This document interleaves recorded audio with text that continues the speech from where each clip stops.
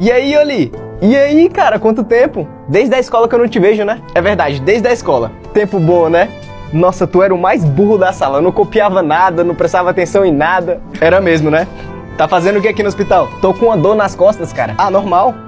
Deve ser o peso de ser um merda, né?